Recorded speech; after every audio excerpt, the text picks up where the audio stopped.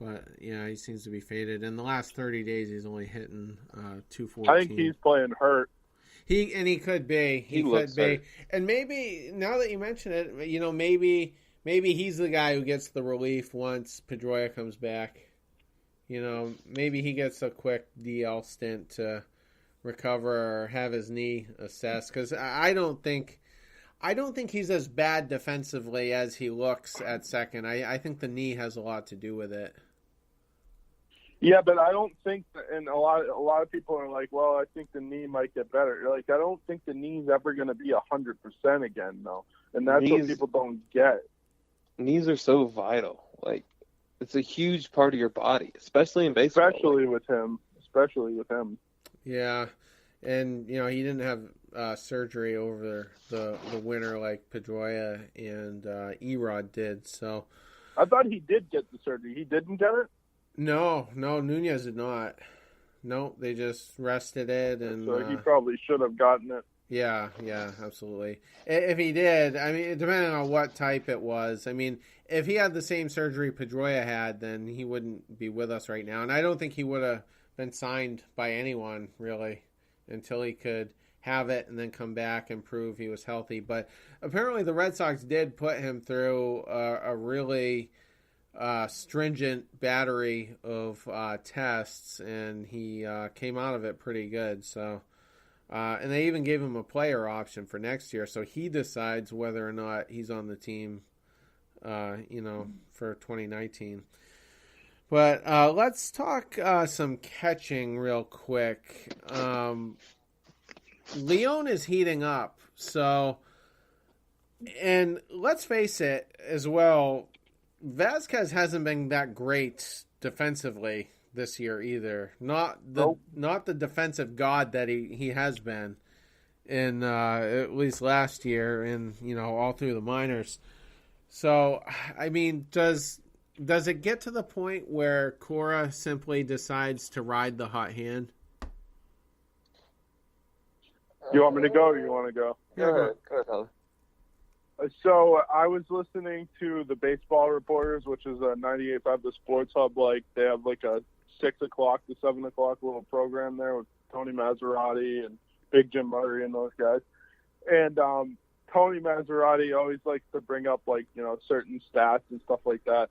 And basically he said that, like the Red Sox, everyone keeps saying that, our catchers are good defensively, and they rank like 5th last in like all defensive categories, runs saved, everything like that. And then not only that, but the ERAs are better with Leon than they are with Vazquez. And there's only one pitcher, and I can't remember who it was. I don't know if it was I think it might have been Pomeranz, who has a better ERA with Vazquez than with Leon.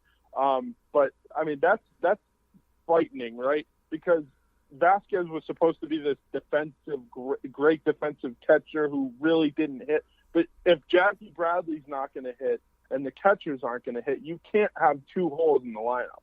You cannot have two holes in the lineup, especially with a team like this, with the Red Sox, who is in a situation where you're trying to win right now. So the catcher situation to me is you got to play Leon right now. He's hitting more. And then if Leon starts to scuffle and Vazquez is scuffling as well, you're going to have to look outside the organization for catcher's help. Or if you believe in Blake Swihart, you could give him an opportunity as well. Austin, what are your thoughts on it? I think Tyler nailed it. The only problem is you just gave Vazquez money over the next 4 years, so it's like it's not huge money though. Yeah, I know. It's not a lot of money. 3-year, $15 million deal. Yeah, it's not like money, yeah. But he's still going to be with the organization. Catchers have hit in 4 straight games, so I'm pretty excited about that in the first place. Obviously 2 from Vazquez, 2 from Leon, so they're actually starting to see the baseball, which is decent. But right now I would go with Leon, especially if the ERAs are as good as everybody says they are. Well, Tyler, you stole my thunder big time, because a big point was kind of around his ability to call games. But I think we can agree on, before I get back to that, I think we can agree on one thing. Leon can mash more than the other two guys, Swihart and Vazquez. Right. Like his bat just naturally, has more thunder. But yeah, when he makes contact. right, and that's obviously the. See, the problem with me with Leon, though, I mean, like, he gets on these streaks where he goes hot for a little bit, and then he goes into these situations where, like, he'll see 3 sliders away, and he'll swing at all 3 of them on 3 pitches.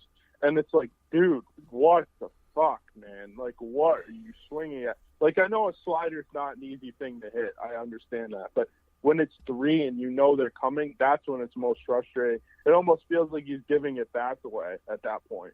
Right. And his slumps are definitely painful. I'm not trying to. Oh, they're twice as long as the hot streaks. Yeah. No, I get that. But I still, I mean, just on a given night, I mean, he can drive in 2 or 3, with, if he can connect. But getting back to one of the points you made, Tyler,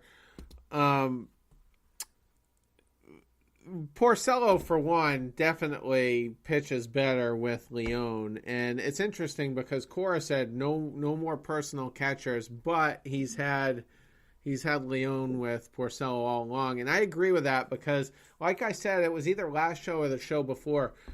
His Cy Young run in 2016 coincided with getting paired up with Leon. Yep. And that's when it was because Swihart started the year, Farrell got uncomfortable, and then I think Hannigan got a lot of starts, and then Vazquez came up, and then I think Hannigan goes. It was a clusterfuck. Yeah, Hannigan goes away, I think, and then Leon basically becomes the primary catcher for the rest of the year. And I got to thinking just this weekend, Sale has looked a lot better lately, but Vazquez has been catching him, and Sale wasn't giving up a lot of runs, but guys were making contact a lot on him, and I'm just wondering, like maybe Leon is just the guy that needs to catch him as well, and furthermore, maybe he calls a better game than Vazquez. Sale always says he never shakes off a pitch, so whatever Vazquez is gonna call for, he's gonna throw it. But what if Leon is just calling a better pitch selection, and Sale's just a lot more dominant with him there? Because I mean, go back to last year, Vazquez was the catcher. Who blew you away on this pitching staff last year other than Sale, who was caught mostly by Leon? So yeah, about to say 90% of the time Leon caught Sale last year. Yeah, and I mean, Porcello sucked last year. I don't know who was catching him most of the time, but Vazquez was getting the bulk of the starts.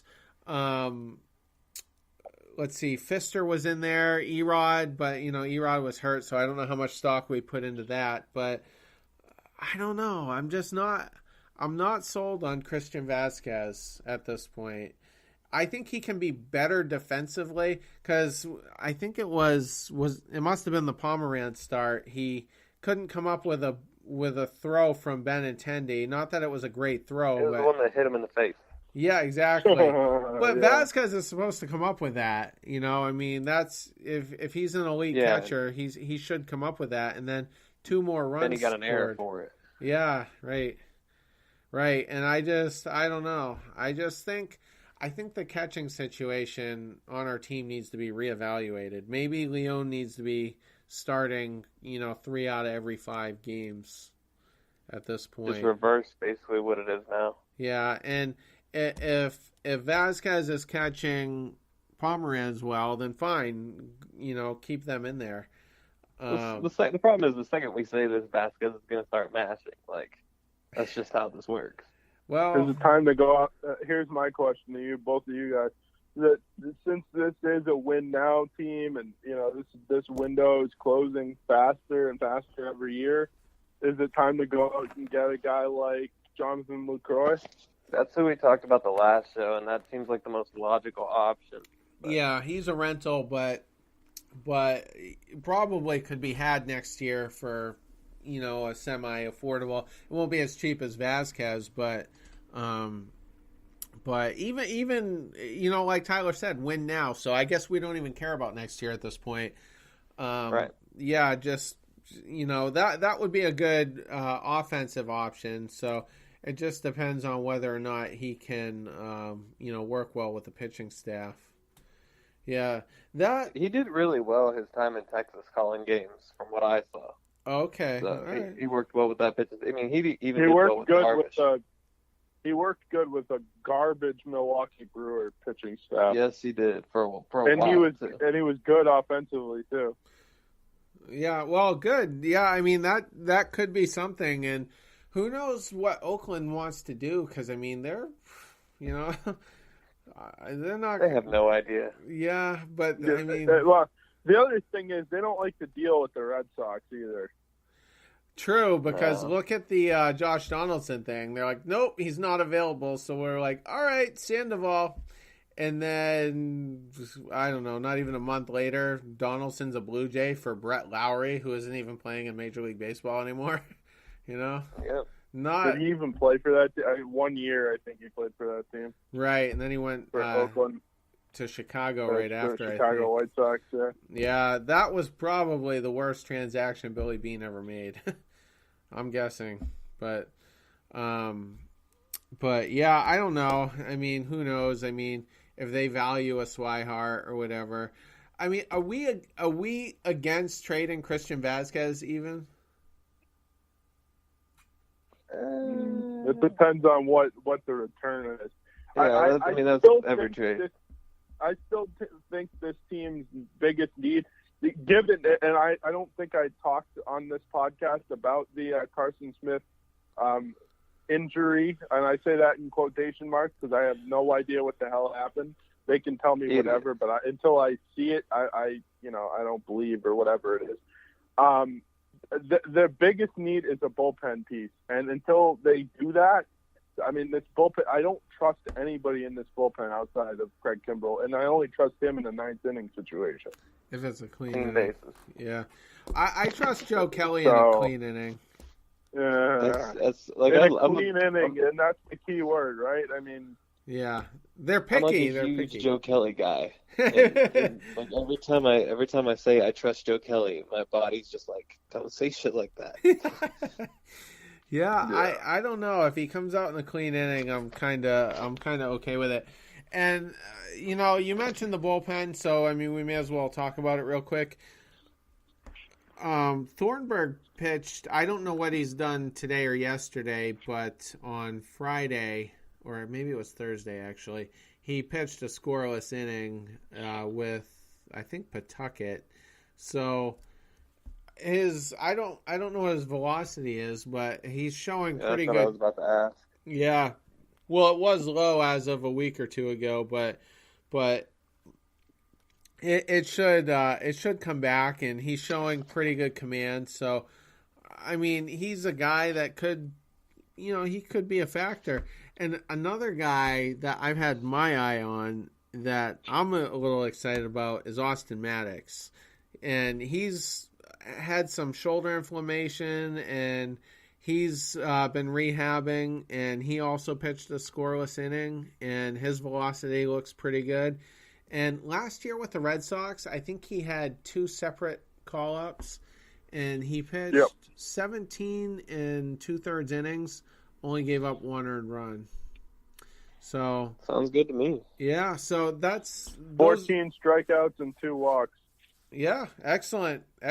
So I'm not freaking out about the bullpen just yet, but I mean, I'm concerned, of course, but I still think that somebody can emerge. Here's a good, I don't remember if I mentioned this in the last episode. Go back to 2013, the last World Series year.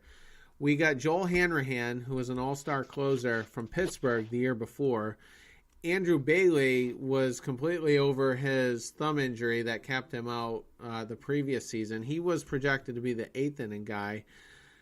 Andrew Miller was basically, halfway through his ascend to becoming an elite, late inning guy.